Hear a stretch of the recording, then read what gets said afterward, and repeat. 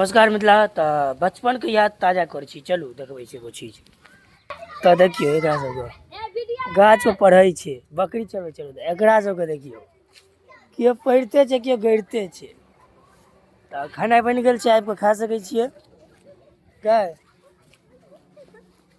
पीछे मोबाइल घुमेबै सोच लियो देखियो खाना बनि गेल छै खा सकै छियै आबि कऽ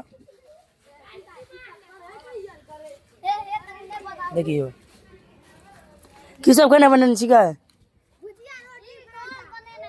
काँच रोटी गए हाँ गए भुजिया तो खाई छो गए देखियो भुजिया रोटी हैया देखी माटि के बनेने छी वाह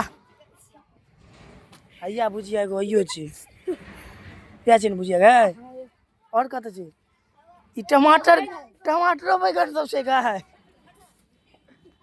देखे छियै और एकरा सबके देखियो पढ़ै छी गाछे पर चलू IAS बनते सब आतंकवाद बनते तो बचपन के याद ताजा कऽ देलहुँ और बच्चामे के सब एना करै छलहुँ।